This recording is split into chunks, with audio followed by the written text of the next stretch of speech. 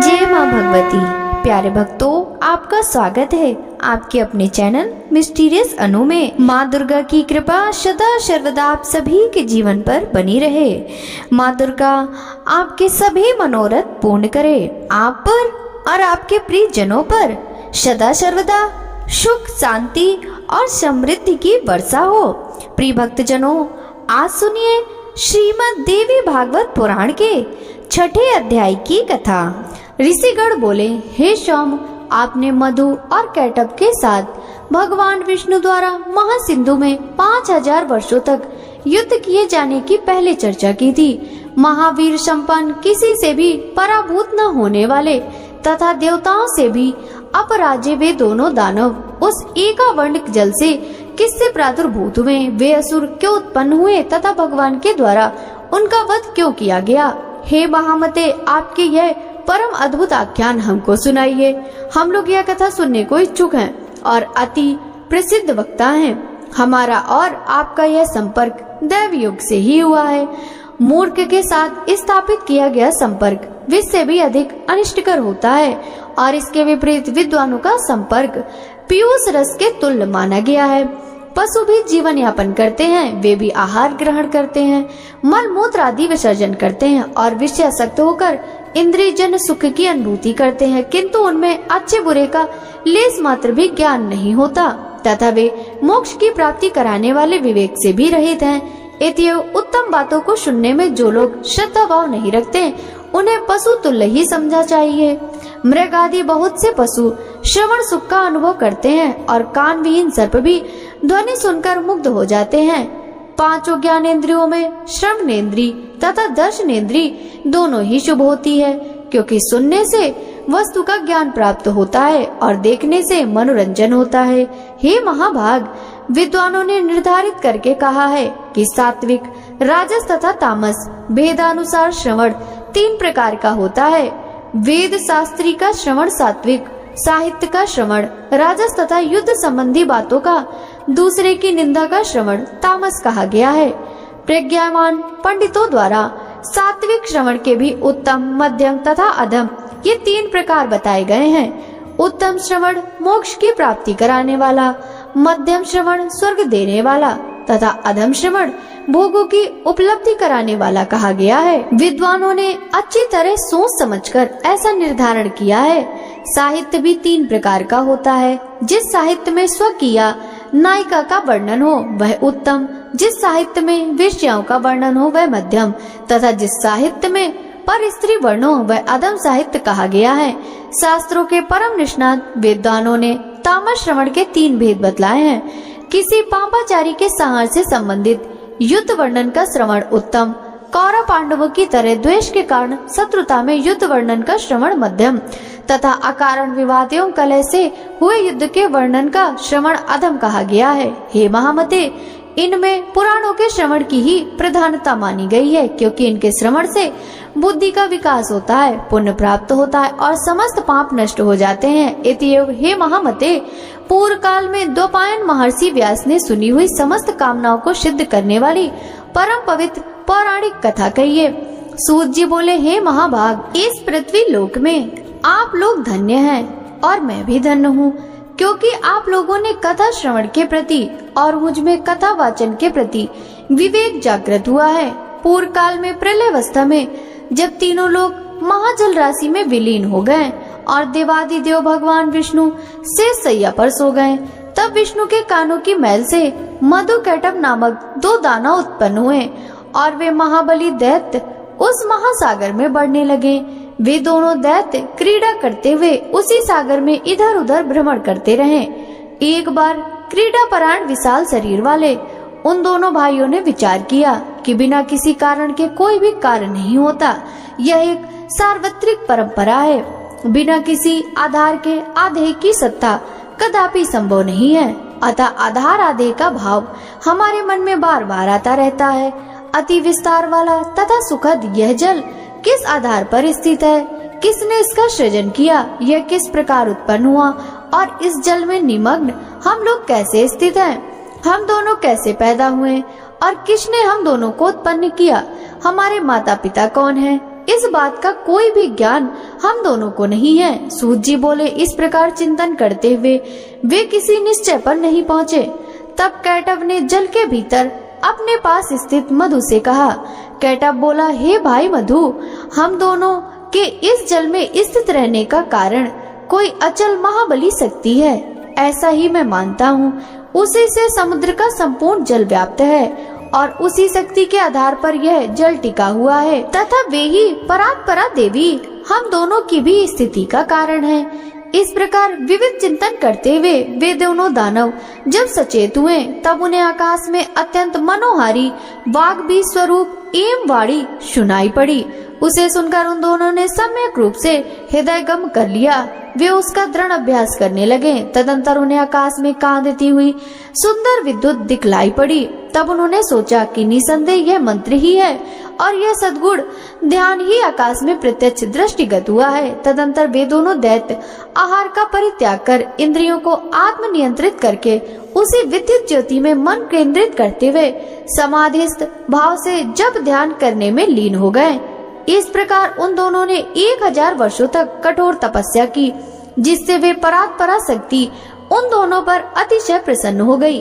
घोर तपस्या के लिए अपने निश्चय पर दृढ़ रहने वाले उन दोनों दानवों को अत्यंत परेशान देखकर उन पर कृपा के निमित्त यह आकाशवाणी हुई, हे दैत्यो, तुम दोनों की कठोर तपश्चर्या से मैं परम प्रसन्न हूँ। इत्यो तुम दोनों अपना मन वांछित वरदान मांगो, मैं अवश्य दूंगी। सूत जी बोले, तदंतर उस आकाशवाणी को सुनकर उन दानवों ने कहा, हे देवी, हमारी मृत्यु हमारे इच्छा अनुसार हो। हे सुव्रते, हमें आप यही वरदान दीजिए। वाणी ने कहा, हे दैत्यो, मेरी कृपा से अब तुम दोनों अपनी इच्छा से ही मृत्यु को प्राप्त होगे। दानव और दैत्यो कोई भी तुम दोनों भाइयों को पराजित नहीं कर सकेंगे, इसमें संदेह नहीं है। सूत जी बोले, भगवती से ऐसा वरदान प्राप्त कर वे दोनों दैत्य मदोन्मत्त होकर उस महासागर में जलचर जीवों के साथ क्रीड़ा तत्पर हो गए। हे विप्रो, कुछ समय व्यतीत होने पर उन दानवों ने संयोगवश जगत सृष्टा ब्रह्मा जी को कमल के आसन पर बैठे हुए देखा। उन्हें देखकर युद्ध की लालसा से वे दोनों महाबली दैत्य प्रसन्न हो उठे और ब्रह्मा जी से बोले, हे सुव्रत, आप हम लोगों के साथ युद्ध कीजिए, अन्यथा यह पद्मासन छोड़कर आप अविलंब जहाँ जाना चाहें वहाँ चले जाइए। यदि आप दुर्बल हैं तो इस शुभ आसन पर बैठने का आपका अधिकार कहाँ? कोई वीर ही इस आसन का उपभोग कर सकता है। आप कायर हैं, अतः अति शीघ्र इसे आसन को छोड़ दीजिए। उन दोनों दैत्यों की यह बात सुनकर प्रजापति ब्रह्मा चिंता में पड़ गए। तब उन दोनों बलशाली वीरों को देखकर ब्रह्मा जी चिंताकुल हो उठे और ही मन सोचने लगे कि मुझ जैसा तपस्वी इनका क्या कर सकता है।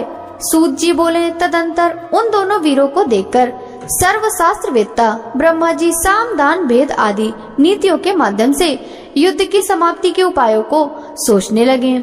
इनके वास्तविक बल का मुझे कोई ज्ञान नहीं। नीति के अनुसार जिसकी बल की जानकारी न हो उसके साथ युद्ध करना कदापि उचित नहीं होता। यदि मैं इस समय इन मदोन्मत्त दुष्ट दानवों की स्तुति करता हूँ तो इससे स्वयं मेरे द्वारा अपनी निर्बलता प्रकाशित होगी। निर्बलता प्रदर्शित करने पर इनमें से कोई एक ही मेरा वध कर देगा। इनके साथ इस समय मैं ना तो दान नीति और ना तो भेद नीति को ही उपयुक्त समझ रहा हूँ। अतः इस समय उचित यही है कि मैं शेष नाग पर सोए हुए चतुर्भुज एवं पराक्रमी भगवान विष्णु को जगाऊं। वे मेरी विपत्ति अवश्य ही दूर करेंगे। मन में ऐसा सोचकर कमलनान का आश्रय लेकर पदम योनि ब्रह्मा जी मन ही मन दुखनाशक विष्णु के शरणागत हो गए। वे शुभ संबोधनों के द्वारा योग निद्रा के कारण स्पंदन रहित उन नारायण जगतपति भगवान विष्णु को जगाने के लिए उनकी स्तुति करने लगे। ब्रह्मा जी बोले, हे दीनानाथ, हे हरे, हे विष्णु, हे वामन, हे माधव, भक्तों की पीड़ा हरने वाले हे ऋषिकेश, हे सर्वव्यापिन, हे जगतपते, हे अनंत स्वरूप, हे वासुदेव, हे अंतर्यामिन, हे जगत के स्वामी, हे दुष्टों तथा शत्रु का संहार करने में एकाग्र चित्त वाले, हे चक्रधर, हे गदाधर, हे सर्वज्ञ, हे सर्वलोकेश, हे सर्वशक्ति संपन्न, हे देवेश, हे दुखनाशन, अब आप उठिए, उठिए और मेरी रक्षा कीजिए। हे विशंबर, हे विशालाक्ष, हे पुण्य श्रवण कीर्तन, हे जगत सृष्टा, हे निराकार, हे सृष्टि पालन संहार के कारक, हे महाराज, ये दोनों मदोन्मत्त दानव मेरा वध करना चाहते हैं। हे शर्वाधार, मैं इस समय संकटग्रस्त हूँ, क्या आप ये नहीं जानते?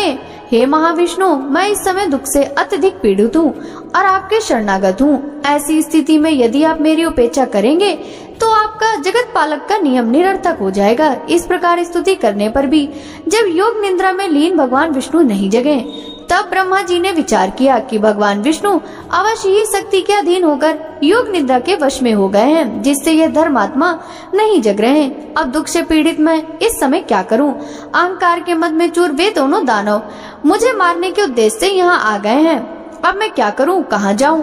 अब तो मुझे शरण देने वाला भी कोई नहीं है। इस प्रकार मन ही मन सोचते हुए वे एक निष्कर्ष पर पहुंचकर एकाग्रचित हो उन भगवती योग निंदा की स्तुति करने लगे। उन्होंने अपने मन में यह दृढ़ विचार रख लिया कि वे ही महाशक्ति मेरी रक्षा करने में समर्थ हैं, जिन्होंने भगवान विष्णु को भी चेतनाहीन तथा निस्पंद कर दिया है। इस लोक में जैसे मृत प्राणी को शब्द आदि गुणों का आभास नहीं होता, उसी प्रकार निद्रा के कारण आपने नेत्र मूंदे हुए भगवान विष्णु कुछ भी जान सकने में असमर्थ हैं। मेरे द्वारा नानाविध स्तुति किए जाने पर भी भगवान विष्णु निद्रा का त्याग नहीं कर रहे हैं। इतियों मैं मानता हूँ कि निद्रा इनके अधीन नहीं है, अपितु निद्रा के द्वारा ही ये वशीभूत कर लिए गए हैं। जो प्राणी जिस किसी के वश में हो जाता है वह निश्चय ही उसी का दास बन जाता है। अतः ये योग निद्रा ही लक्ष्मीपति विष्णु की स्वामिनी हो गई है, जिस शक्ति के द्वारा सिंधु पुत्री लक्ष्मी के वश में रहने वाले भगवान विष्णु भी वशीभूत कर लिए गए हैं। उन्हीं भगवती ने निश्चित रूप से इस जगत को अपने अधीन कर रखा है। मैं ब्रह्मा, विष्णु, शंकर, सावित्री, लक्ष्मी और पार्वती, हम सभी उन्हीं के अधीन हैं। इसमें कुछ भी संशय नहीं है। भगवान विष्णु भी जिस शक्ति के वशीभूत होकर विवश हुए से उसी प्रकार सो रहे हैं, जिस प्रकार एक समान प्राणी सोता है। तब अन्य महापुरुषों के विषय में क्या कहा जाए। अतः मैं योग निद्रा का ही स्तवन करूंगा, जिनकी कृपा से निद्रा मुक्त होकर जनार्दन सनातन भगवान वासुदेव युद्ध के लिए उद्योग करेंगे। तदंतर ऐसा निश्चय कर कमल नाल पर विराजमान ब्रह्मा जी भगवान विष्णु के अंगों में व्याप्त उस योग निद्रा की स्तुति करने लगे। ब्रह्मा जी बोले, हे देवी, इस जगत का कारण आप ही हैं। वेद वाक्यों से मुझे ऐसा ज्ञात हुआ है। हे हम, आपकी शक्ति से संपूर्ण विश्व को ज्ञान देने वाले पुरुषोत्तम भगवान विष्णु भी इस समय योग निद्रा के वश में हो गए हैं। हे माता, समग्र लोक को मोहित कर देने वाली आपकी लीला को कौन जान सकता है। आपकी इस लीला से मैं तो मूढ़ हो गया हूँ और ये विष्णु परवश होकर सो रहे हैं। हे समस्त प्राणियों के मन में निवास करने वाली भगवती, करोड़ों देवताओं में भी ऐसा कौन विज्ञ है जो ऐसी आप निर्गुणा का रहस्य जान सके। शांग शास्त्र के विद्वान पुरुष और प्रकृति से जगत की उत्पत्ति मानते हैं। इनमें वे अचेतन प्रकृति को ही जगत को उत्पन्न करने वाली बताते हैं। तो फिर क्या आप वैसी ही अचेतन हैं? किंतु यदि आप जड़ होती तो इन जगतधार विष्णु को इस समय चेतना रहित कैसे कर देती। हे महामाये, आप सगुण रूप धारण कर नानाविध लीलाएं करती रहती हैं। अतः आपके रहस्यमय कार्यों का सम्यक ज्ञान करने में भला कौन समर्थ है। हे भवानी, मुनिगण संध्या नाम से आपके गुणों को परिकल्पित करके तीनों समय प्रातः, मध्याह्न, सायं निश्चित रूप से आपका ही ध्यान करते हैं। हे देवी, आप बुद्धि स्वरूपा होकर समस्त लोगों को ज्ञान देती हैं और लक्ष्मी रूप से सदैव देवताओं को सुख प्रदान करती हैं। हे माता, संपूर्ण प्राणियों में कीर्ति, मति, धृति, कांति, श्रद्धा एवं रति रूप में आप ही विद्यमान हैं। हे देवी, प्रगाढ़ निद्रा के वशीभूत विष्णु को देखकर विषम दुख की स्थिति प्राप्त हुए मुझको यह प्रमाण मिल गया कि आप ही निसंदेह संपूर्ण जगत की जननी हैं। इस विषय में अब सैकड़ों तर्क वितर्क की कोई आवश्यकता नहीं। हे देवी, आप वेद शास्त्रों के पारदर्शी विद्वानों की समझ से भी परे हैं और वेद भी आपको पूर्ण रूप से नहीं जानते, क्योंकि उन वेदों की उत्पत्ति का भी कारण आप ही हैं। आपका यह संपूर्ण रहस्यमय क्रियाकलाप सबको प्रत्यक्ष दिखाई देता है। इस संसार में कौन ऐसा बुद्धिमान प्राणी है जो आपके संपूर्ण चरित्र को जानने में समर्थ है। स्वयं मैं, ब्रह्मा, विष्णु, शंकर, देवगण, अन्य मुनि वृंद तथा मेरे तत्वज्ञ पुत्र लोग भी उसे जान नहीं सकेंगे। संपूर्ण लोक में आपकी महिमा का वर्णन कोई नहीं कर सकता। हे देवी, यदि यज्ञों में वैदिक विद्वान हवन कार्य के समय आपका स्वाहा नाम का उच्चारण न करें तो देवगण अपना यज्ञ भाग नहीं प्राप्त कर सकते। इत्यो आप ही देवताओं का भी भरण पोषण करती हैं। हे भगवती, आपने पहले भी समय समय पर दैत्यों द्वारा उत्पन्न किए गए भयों से हमारी रक्षा की है, उसी प्रकार इस समय भी हमारी रक्षा करें। मैं आपकी शरण में हूँ देवी। हे वरदे, मधु के साथ भयानक इस कैटअप को देखकर मैं अत्यंत भयाक्रांत हो गया हूँ। आपकी योग माया ने भगवान विष्णु के शरीर के सभी अवयवों को अपने वश में कर रखा है, अतः वे मेरी इस विषम विपत्ति को नहीं जान रहे। हे महानुभावे, या तो इस समय आप आदि देव को मुक्त कर दें अथवा इन दोनों महादैत्यों का वध कर दें। इनमें से आपको जो उचित जान पड़े वह कीजिए। हे देवी, जो मंदबुद्धि प्राणी आपकी विशिष्ट महिमा को नहीं जानते वे ही विष्णु तथा शंकर आदि की आराधना करते हैं। हे जननी, आज प्रत्यक्ष प्रमाण के रूप में मैं आपकी महिमा देख रहा हूँ कि भगवान विष्णु भी प्रगाढ़ निद्रा के वशीभूत होकर सो रहे हैं। आपकी शक्ति के वश में पड़े अपने पति भगवान विष्णु को इस समय सिंधु सुता लक्ष्मी भी नहीं जगा सकती, क्योंकि हे भगवती, मुझे ऐसा प्रतीत होता है कि आपने ही बलपूर्वक लक्ष्मी जी को भी शयन करने के लिए विवश कर दिया, जिससे वे भी नहीं जग रही। हे देवी, इस संसार में वे ही प्राणी धन्य हैं जो आपके चरणों में भक्ति भाव रखते हैं, अन्य देवताओं की उपासना त्याग कर आपके ध्यान में लीन रहते हैं और आपको ही संपूर्ण कामनाएं पूर्ण करने वाली कामधेनु तथा समस्त लोक की जननी मानकर आपका भजन करते हैं। बुद्धि, कांति, यश, शुभ, व्रति आदि गुण इस समय भगवान विष्णु का परित्याग करके कहाँ चले गए? हे भगवती, अतिशय मान वाली आपकी ही शक्ति से ये भगवान विष्णु इस समय निद्रा के वशवर्ती हो गए हैं। अखिल प्रभावशाली आप ही जगत की एकमात्र शक्ति और आपके द्वारा रचा गया सब कुछ आपकी लीला ही है। जैसे कोई नट अपने द्वारा निर्मित नाट्य में अभिनय करता है, उसी प्रकार आप भी अपने द्वारा निर्मित मोहजाल में नानाविध लीलाएं करती रहती हैं। युग के आरंभ में आपने सर्वप्रथम विष्णु का सृजन किया, सबके पालन के लिए उन्हें निर्मल शक्ति प्रदान की और इस प्रकार समस्त जगत की रक्षा की।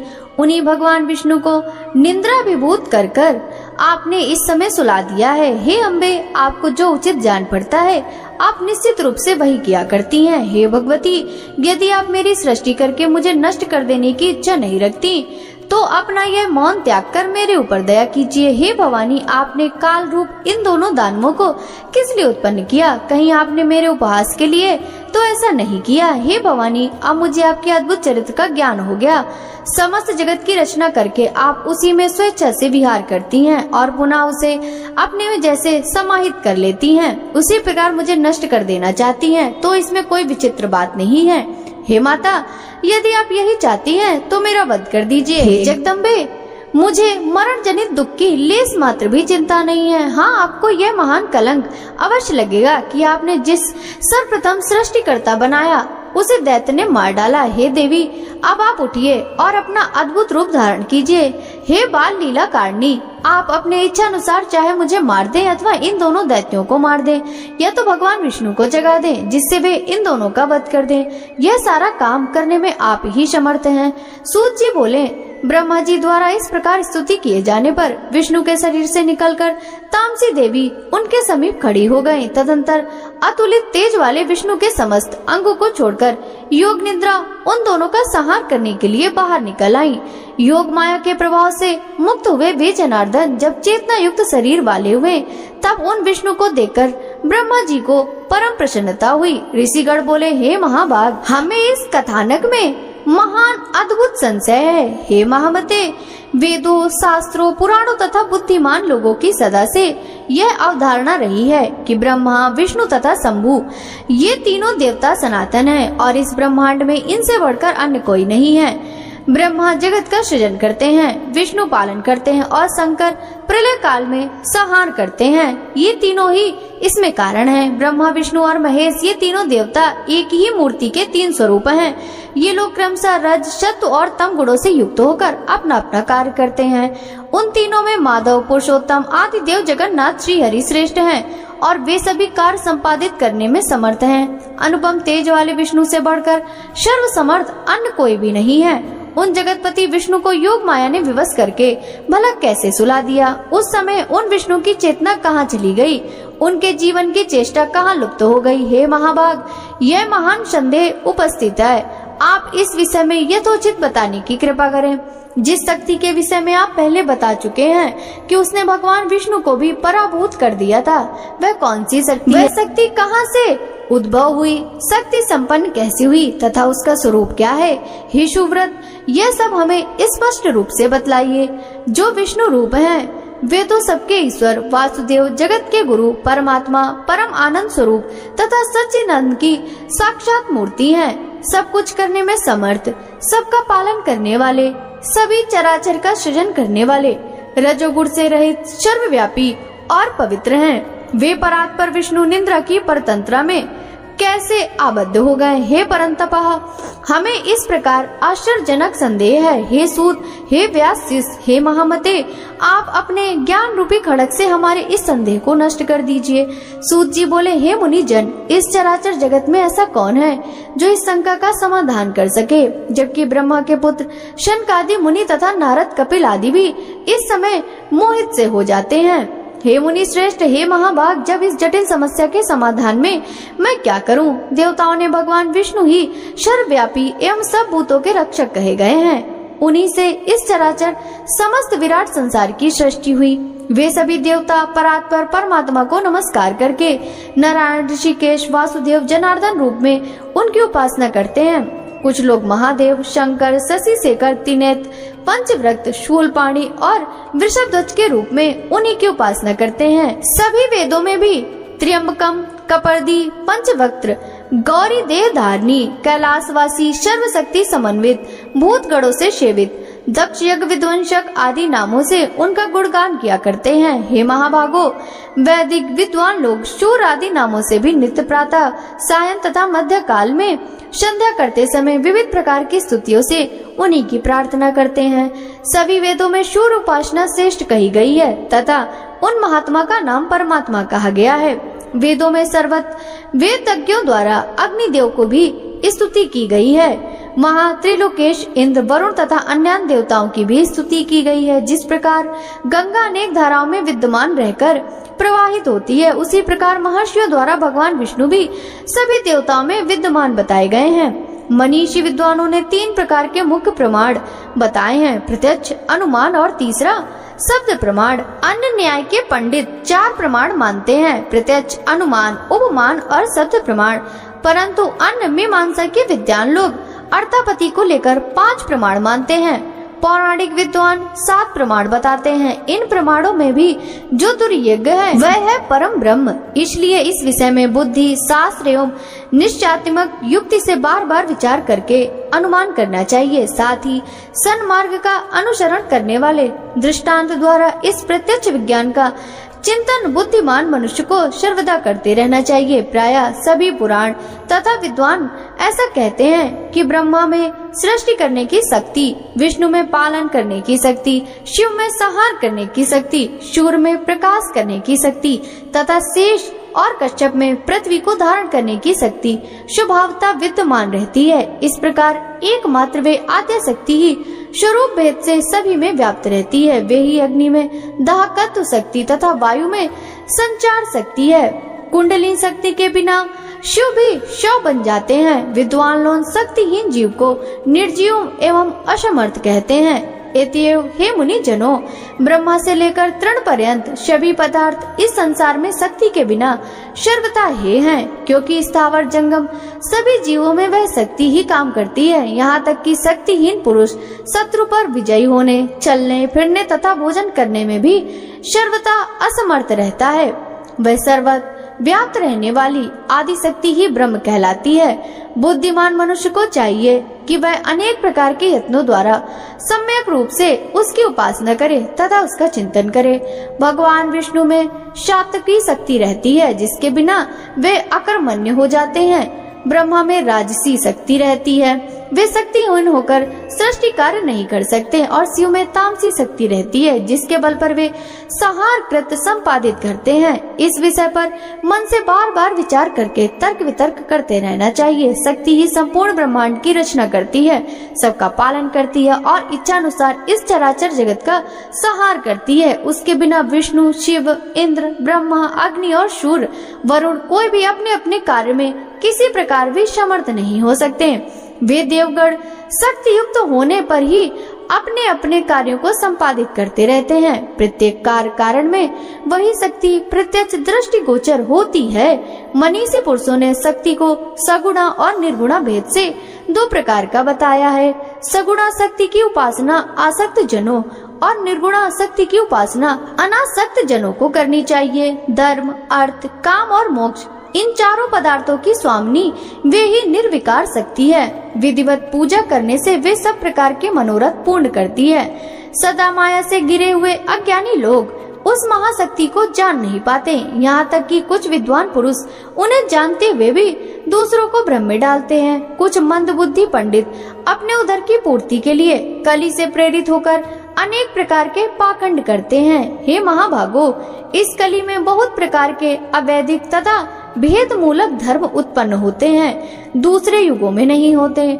स्वयं भगवान विष्णु भी अनेक वर्षों तक कठोर तप करते हैं और ब्रह्मा तथा शिव जी भी ऐसा ही करते हैं। ये तीनों देवता निश्चित ही किसी का ध्यान करते हुए कठिन तपस्या करते हैं। इसी प्रकार अपनी इच्छाओं की पूर्ति के लिए ब्रह्मा, विष्णु, महेश ये तीनों ही देवता अनेक प्रकार के यज्ञ सदा करते हैं। वे उन पराशक्ति ब्रह्म नाम वाली परमात्मिका देवी को नित्य एवं सनातन मानकर सर्वदा मन से उन्हीं का ध्यान करते हैं। हे मुनि श्रेष्ठ, सब शास्त्रों का यही निश्चय जानना चाहिए कि दृढ़ निश्चय विद्वानों के द्वारा वे आदि शक्ति ही सदा सेवनीय है। यह गुप्त रहस्य मैंने कृष्ण द्वैपायन से सुना है, जिसे उन्होंने नारद जी से, नारद जी ने अपने पिता ब्रह्मा जी और ब्रह्मा जी ने भी भगवान विष्णु के मुख से सुना था।